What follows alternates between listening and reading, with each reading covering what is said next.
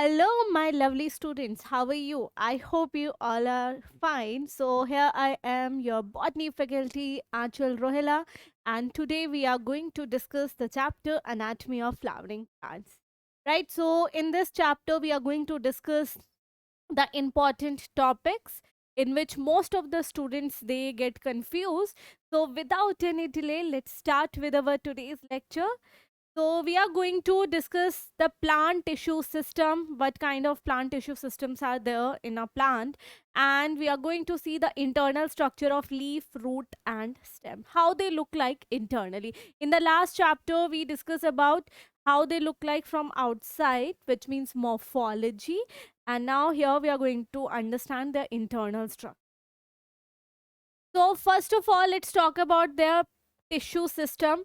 Beta, there are three types of tissue system: epidermal,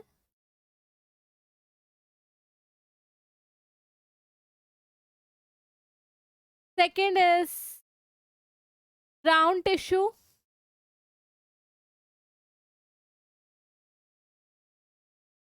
and third is vascular tissue system. So there are three tissue system: epidermal, ground, and vascular. So let me draw a diagram of a stem here. I'm going to make a diagram of a stem. Don't worry, this is just for your reference, right? Not a detailed diagram, just a rough diagram here.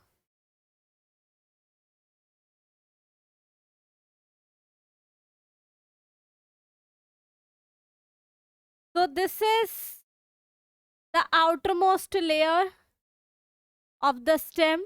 The outermost layer of any organ of plant is known as epidermis. So this green layer is epidermis. Okay, this green layer is epidermis. And after this, there will be a hypodermis layer. This red one is hypodermis.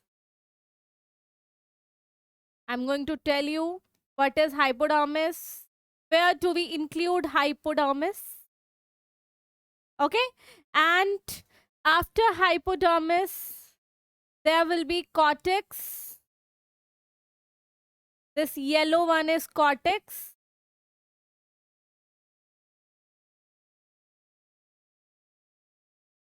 Okay, next is endodermis. This blue one is endodermis. This blue one is endodermis. After endodermis, there will be pericycle. This will be pericycle. And there will be vascular tissue. Right? These basically the...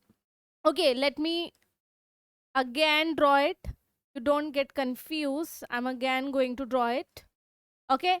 So this is beta hypodermis. Sorry, epidermis. The uppermost layer of the stem.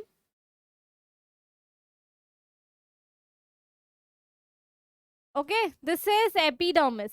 So this includes epidermal tissue system. Epidermal tissue system includes epidermis.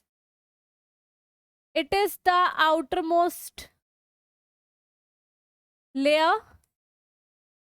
It also includes stomata. We'll discuss about stomata. It also includes root hair and trichomes. Remember beta, root hair is present in root, of course, and they are unicellular. Whereas trichomes are present in leaf and stem. It gives a rough texture to the leaf and stem, and it is mostly multicellular. It could be unicellular, but it is mostly multicellular. Okay, so epidermal tissue system is this, and this upper layer is known as epidermis. Okay, after epidermis, there will be hypodermis. This pink one is hypodermis. Okay, just below the epidermis. This pink one is hypodermis, beta. Right? And hypodermis, after hypodermis, there will be cortical layer. This is cortical layer or cortex. This blue one.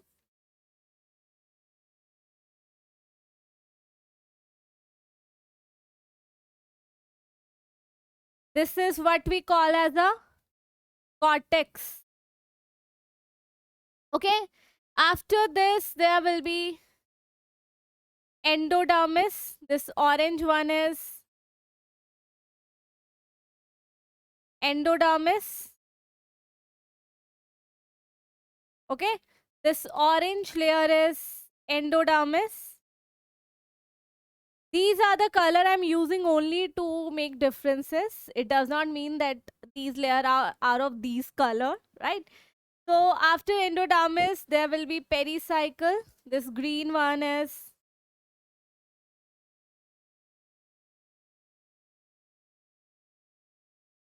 pericycle.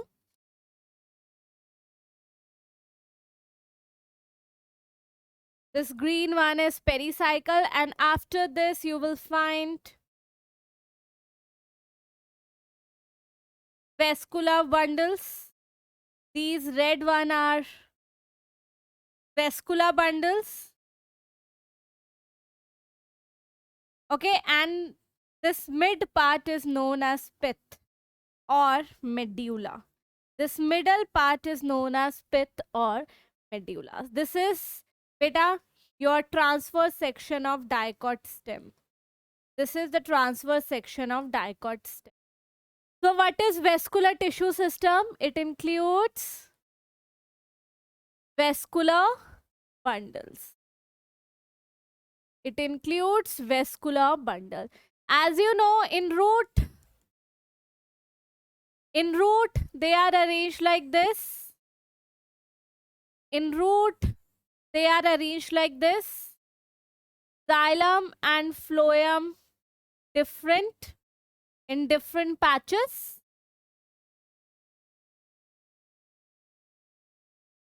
This what we call as a radial arrangement. This is phloem and this is xylem. This is phloem and this is xylem. This is known as radial arrangement. This is known as radial arrangement. If I talk about monocot stem and leaf, monocot stem and leaf, this is phloem. This is cambium. Sorry, there will not be any cambium. And this is xylem. They are present together. This is phloem and this is xylem. Such arrangement is known as conjoint because they are present together, and closed because there is no meristematic tissue between them. If I talk about dicot stem, beta, what type of arrangement do you see in dicot stem? So there will be phloem, and after phloem there will be some layer of meristematic tissue known as cambium, and then there will be xylem. Then there will be xylem. Okay, so this is phloem, beta. This is cambium, the meristematic tissue, and this is xylem. This is xylem. This type of arrangement we call as conjoint and open. This type of arrangement we call as conjoint and open, which means in which meristematic tissue is present between xylem and phloem. What about ground tissue, beta? All the tissue except vascular bundles and epidermis forms ground tissue system. Just like your hypodermis, right? Hypodermis, right? And your cortex, pericycle, right? Endodermis, pith, every layer here basically, other than the epidermal and the vascular tissue system, includes hypodermis. It includes hypodermis. Just let me write it again. Okay. Hypodermis, cortex, endodermis, okay, and pericycle, and pith, and medulla. So all these layer form ground tissue. All these layer form ground tissue. So there are three tissue system: epidermal, ground, and vascular tissue system. I hope this is clear to all of you. Okay, so now I told you that in epidermal tissue system there is stomata. I'm going to tell you about something about stomata. Stomata are present in the green or young part of the plant, and here you can see the stomata. The singular term is stoma. Stoma is basically two guard cell plus stomatal pore. So there will be two guard cell and stomatal pore. These are known as stomata. Sometimes you see a special cell surrounding the guard cell. Those are known as subsidiary cells. When it forms stomatal apparatus.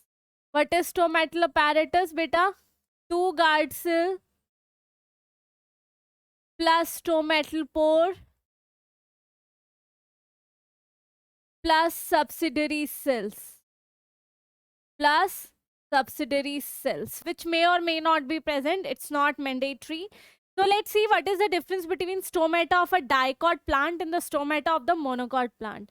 So this is the guard cell of dicot, and this is the guard cell of monocot. So as you can see in dicot, it is bean shape. It is bean shape and it is very thick at the inner side. It is thick in the inner side. Whereas here you can see it is dumbbell shape. The guard cell is dumbbell shape and it is thick at the middle. It is thick at the middle. So here the guard cell is bean shape, and in monocot it is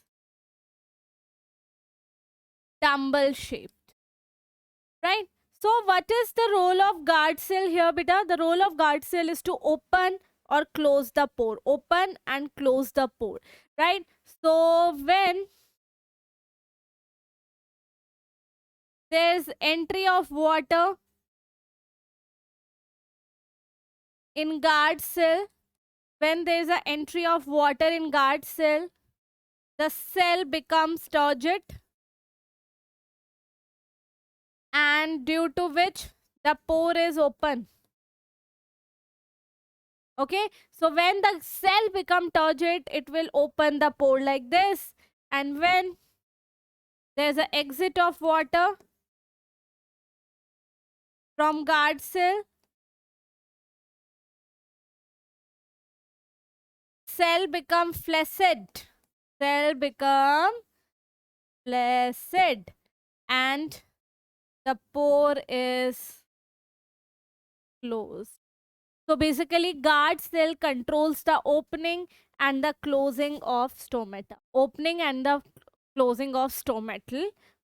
I hope this is clear to all of you. So what is the role of guard cell here?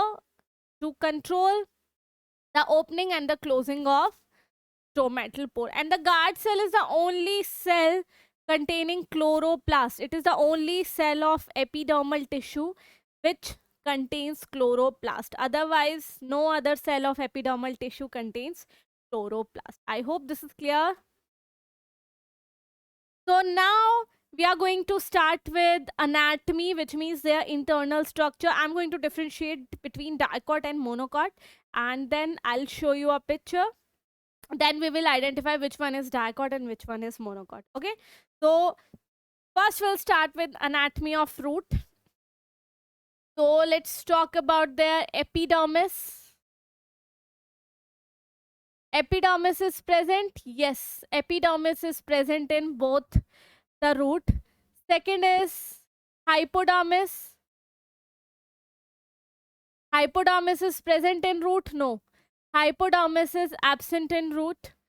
Third is cortex. Cortex is present in root. Yes. Fourth is endodermis layer. Is the endodermis layer is present? Yes. Present in both monocot and dicot root. Okay, so the first layer is epidermis, present in both. Second layer is hypodermis, absent in both. Then cortex, present in both. And then endodermis, present in both. So in endodermis, what you will see, their cell has a deposition of, suberin. Their cell has deposition of suberin. We call it Casparian band, right? So this is deposition of suberin, which is impermeable to water. It does not permit water to transport through it or to pass through it, and we call it Casparian band. It is present in the endodermis cell of root. Okay, then beta here pericycle. The fourth is pericycle. Pericycle is basically give rise to the lateral roots. The root which is coming on the side of the root, it gives rise to that, and it also gives rise to vascular cambium and cork cambium. Both help in secondary growth. What do you mean by secondary growth, beta? Secondary growth means formation of wood and bark.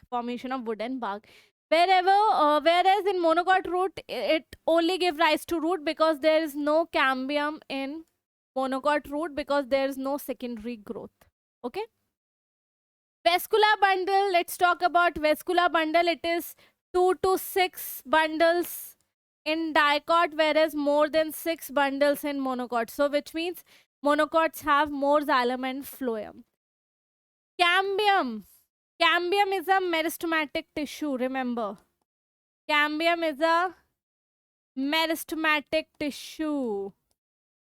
It is formed during secondary growth in dicot, but it does not form during secondary growth in monocot, because in monocot there is no secondary growth, as I told you. Pith. Pith is the central part, which is also known as medulla. Pith is very small in dicot and it is very large in monocot. So this is the differentiation between dicot and monocot root. So we can easily identify here. You can see the 4 patches of vascular bundle. It is clearly the dicot root. And here you can see more than 4 batches or bundles of the xylem and phloem, which means it is a monocot root. Right? So they have basically drawn a piece of transverse section. They have drawn only this part. Okay, they have drawn only like a slice of pizza, right? They have basically formed a detailed structure of a very small part of the transverse section. Okay. Next, we are going to understand about the anatomy of root. Of course, here we are going to differentiate between the stem of dicot plant and stem of monocot plant. So first is epidermis is present. Yes, epidermis is present. Then ground tissue, beta, it is differentiated into layers in dicot. In dicot, you will see different layer of ground tissue, whereas in monocot, it is not differentiated. You don't see any layer. Second is hypodermis. Yes, it is present. It is made up of collenchyma cells, and here in monocot, it is made up of sclerenchyma cells. Collenchyma is a living tissue and the sclerenchyma is a dead tissue. Third is cortex. Cortex is present in both. Fourth is endodermis.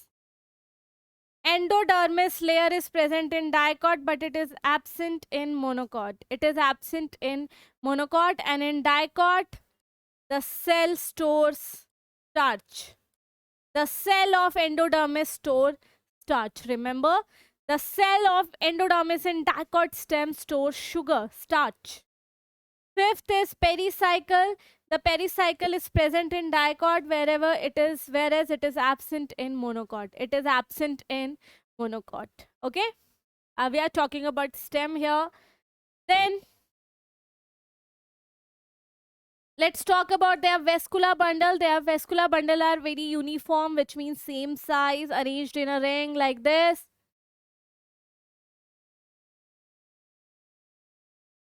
They are arranged in a ring where as it is scattered in monocot root, it is scattered in monocot root. It is scattered in monocot root. Bundle sheath is absent. What is bundle sheath, beta? Bundle sheath is basically the layer of cell surrounding vascular bundle. Layer of cell surrounding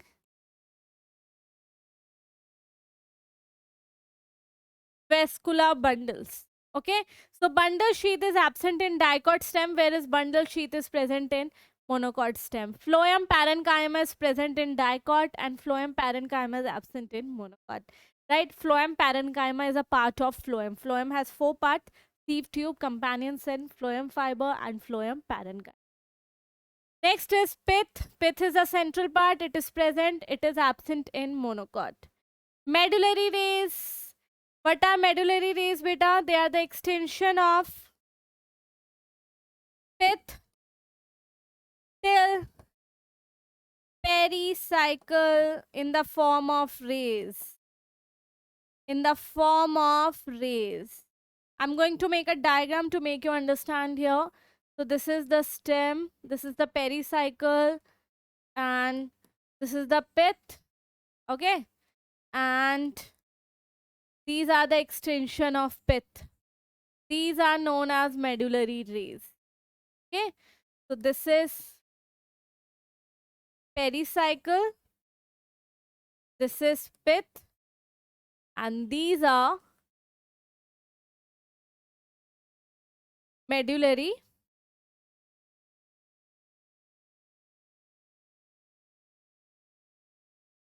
rays. Medullary rays are nothing but the extension of pith towards the pericycle in the form of.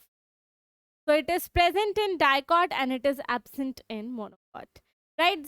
There's a very great importance of medullary rays. Because of medullary rays, wood formation occur in tree. Wood formation occur in tree. Okay. So next is we'll talk about water containing cavities. Beta, there are some cavities that is being formed between vascular bundles and they are now filled with water. Those are known as water containing cavities, and they are absent in dicot and they are present in monocot stem. Example, maize stem. Example, maize stem. If you cut maize stem and you observe it under microscope, you will find some cavities filled with water. And the last is steel. What is steel, beta? Steel includes 3 layer: pericycle, vascular bundle, and pith. All these 3 layer form steel. Dicot has U steel. U steel means when vascular bundle is open, and atectosteel is vascular bundle is closed. Which means when vascular bundle has cambium between them, then the steel is known as U steel, and vascular bundles does not have any cambium between xylem and phloem, it is known as atectosteel. So dicot has U steel and monocot stem has atectosteel. Right? So this is the last point for the discussion of the anatomy of stem and root. And here we now identify, we can clearly identify, because here the vascular bundles are arranged in a ring and you can see different layers of ground tissue. This is clearly a dicot stem, but here you can see the vascular bundles are scattered. The larger vascular bundle you can see at the center and the smaller one you can see at the periphery. This is clearly a monocot stem. This is clearly a monocot stem. In monocot stem, you don't see any ground tissue differentiation and you don't see any pith. Whereas in dicot, you see a very big pith. You see a very big pith. Okay? Next and the last is the anatomy of leaf, the internal structure of leaf. So, a leaf of dicot and monocot plant are different. In dicot, it is dorsiventral, which means when upper and lower surface are different. So leaf has upper and lower surface. When upper and lower surface are different, it is known as dorsiventral leaf. And isobilateral means when upper and lower surface are same. Right? In monocot, the upper and the lower surface is same. The leaf is known as isobilateral. Stomata. Dicot usually have more stomata on the lower surface, right? And monocot has equal stomata on both the surface. Remember? Mesophil is basically nothing but the ground tissue of leaf. There's a special name of the ground tissue of leaf, that is mesophil. It is differentiated into two layers. In dicot, palisade and spongy. It is differentiated into two layers in dicot, whereas it is not differentiated into any layer in monocot leaf. Bulliform cells, I'll talk about bulliform cells. They are absent in dicot, but they are present in monocot. So bulliform cells, beta, basically they are empty, colorless cell, right? That basically become flaccid during the water stress and make the leaf curl, and they are present on the upper surface. Present on upper surface. What do we call upper surface? Adaxial. We call upper surface adaxial and below surface abaxial. Remember it with B. Abaxial B, below. Adaxial, upper surface. Right? Vascular bundle is same in size in dicot, differ in size in dicot due to reticulate venation. Because veins, they get narrow in reticulate venation, whereas in monocot it is parallel venation. It is parallel venation, which means all veins are equal in size, they don't narrow. So the vascular bundles are equal in size in monocot. Okay, so this is the differentiation between dicot and monocot leaf. So now I'm going to show you the diagram. Here you can see the mesophil cell is divided into two layers, palisade and spongy. This is clearly a dicot leaf. And here you can see there is no differentiation. So here mesophil is not differentiated. You see same type of cell. You don't see two layers here. You see same type of cell. This is clearly a monocot leaf. This is clearly a monocot leaf, right? So this is a dicot leaf and this is a monocot leaf. Now we are going to solve some question. Here we end our lecture. The large empty colorless cell on the adaxial epidermis of the leaf, grasses leaf, adaxial means upper. They are known as bulliform cells. What they do, beta? During water scarcity, when there is a water scarcity, cells lose water. When cells lose water, cells become flaccid. When they lose water, they become flaccid, and due to which they result into curling of leaf to avoid exposure to sunlight. To avoid exposure to sunlight. So they make the leaf curl to avoid the exposure to sunlight, because if there's exposure to sunlight, then there will be lots of loss of water through the transpiration. Next question is, the grass leaf curl inward. I think I just give you the answer of this question. The grass leaves curl inward during very dry weather due to flaccidity of bulliform cells by losing water. By losing water. Next, which of the statement is true for phloem? Phloem fiber is made up of collenchyma cells. No, beta. Every time you hear fiber, fiber is sclerenchyma. It is a dead cell. It is a dead cell. Sieve tube elements are multicellular. No, beta. Sieve tube are multicellular, but sieve tube element is unicellular. This is a sieve tube which helps in the transportation of food. And this is one sieve tube element. So sieve tube is multicellular, but sieve tube element is unicellular. Remember. Companion cell help in maintaining the pressure gradient in sieve tube. Yes, for the transportation of food. Yes, as you can see, the name companion.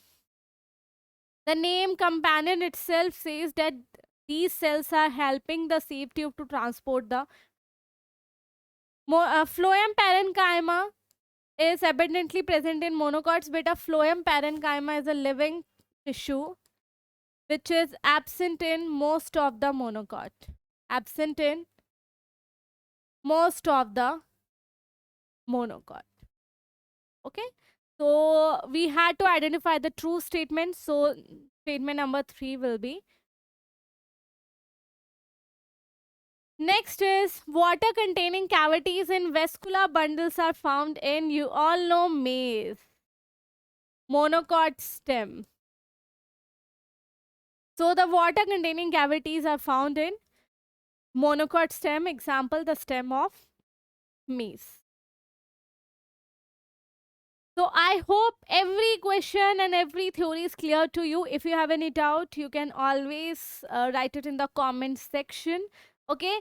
So I hope everything is clear. So I'll see you in the next lecture, beta. So till then, take care, everyone.